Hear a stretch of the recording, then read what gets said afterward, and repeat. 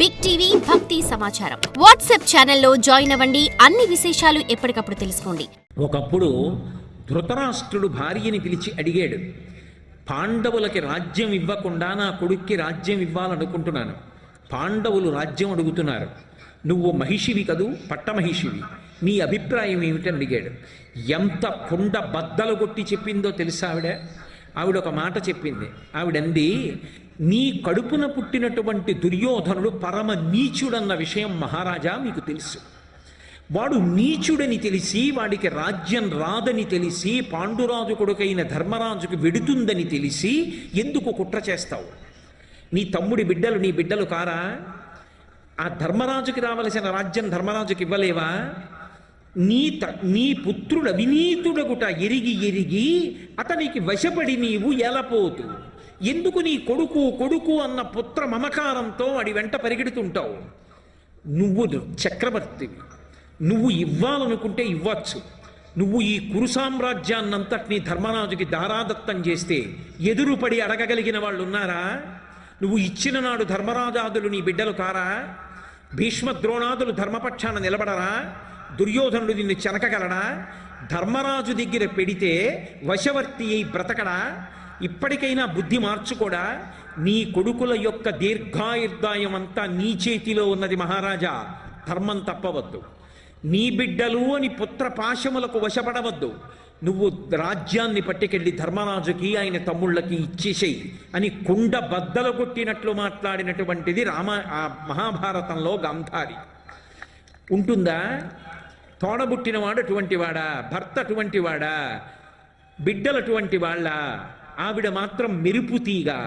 నిజంగా ఎటువంటి ఆలోచన తల్లిది? అలా నిలబడగలిగిన వాళ్ళు లోకంలో ఉంటారా? ఆవిడ సామాన్యమైన స్త్రీయా?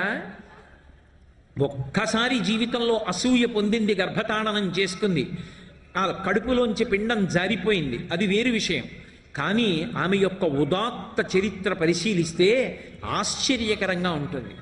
9 కొడుకులు కడుపున పుట్టిన వాళ్ళు చచ్చిపోయినప్పటికీ కూడా అమ్మా అని వచ్చి ధర్మరాజు ఆమె కాళ్ళ దగ్గర నిలబడి ఒక్క మాట అన్నాడు. చిట్ట చివర కురుక్షేత్రం అయిపోయిన తర్వాత, అమ్మా నీ బిడ్డలందరినీ చంపేసిన పాపిష్టివాణ్ణి నేనేనమ్మా, నన్ను నీ శాపంతో కాల్చేయమ్మా అన్నాడు.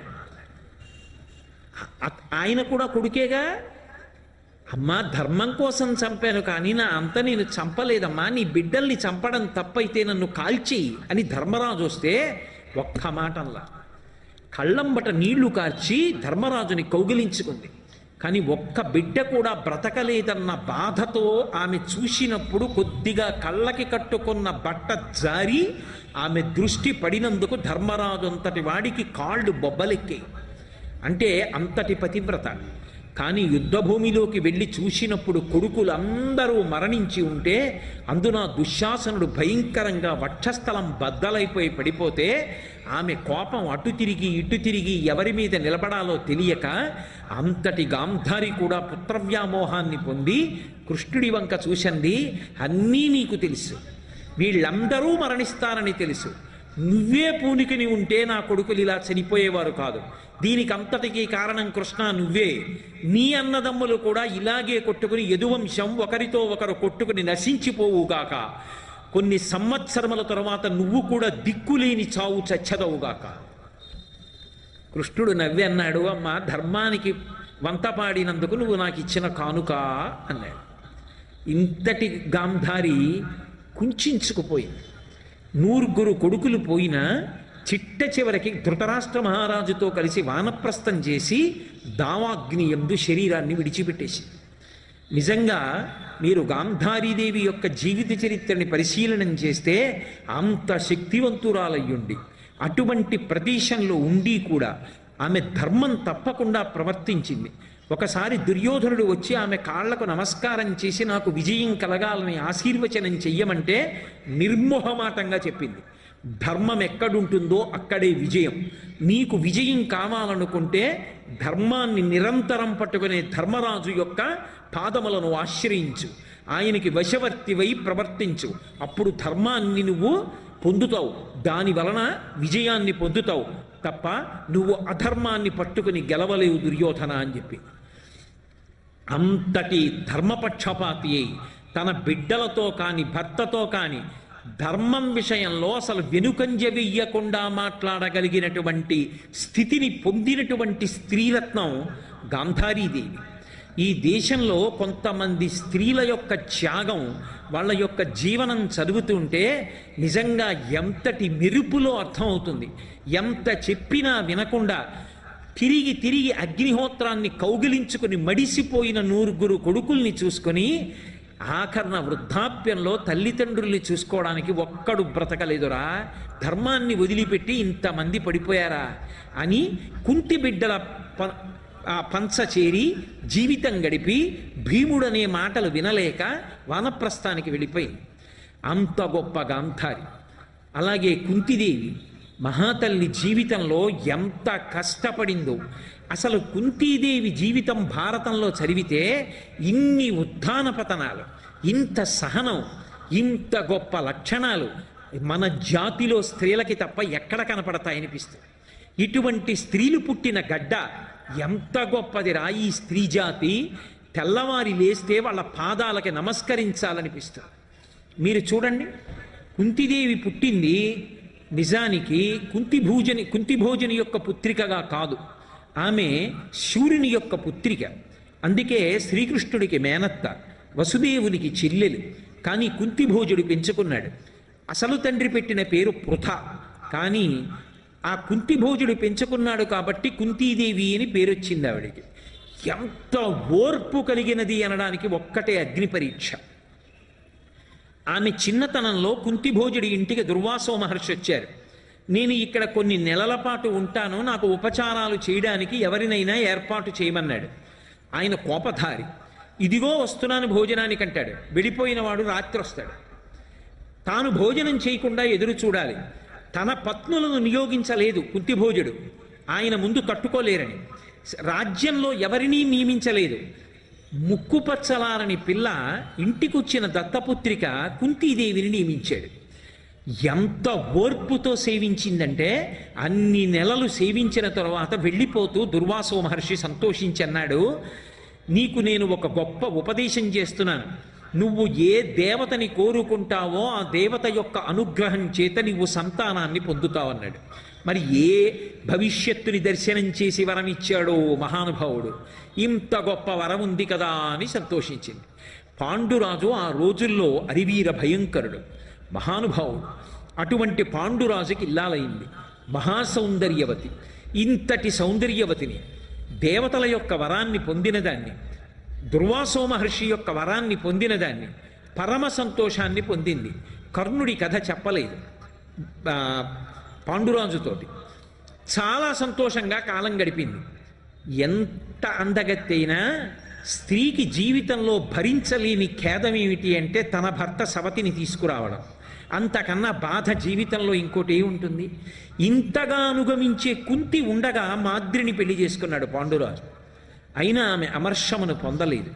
పరమ ప్రేమతో తోడ పుట్టిన చెల్లెల్లా చూసింది మాద్రిని. అంత సంతోషంగా కాలం గడుపుతున్నారు. శతశృంగ పర్వతం మీదకి వెళ్ళారు. తీరా వెళ్ళిన తరువాత అనుకోని రీతిలో బాణప్రయోగం చేశాడు పాండురాజు. ముని శాపం ఇచ్చాడు, నువ్వు నీ భార్యలతో సంగమిస్తే మరణాన్ని పొందుతావు అన్నాడు. సంతానం కలగలేదు. నాకు సంతానం కలగాలి ఎలా, తండ్రినవ్వడం ఎలా, లేకపోతే ఉన్నత గతులు ఉండవని బాధపడ్డాడు. కుంతీదేవి చెప్పింది, నాకు వరం ఉందంది.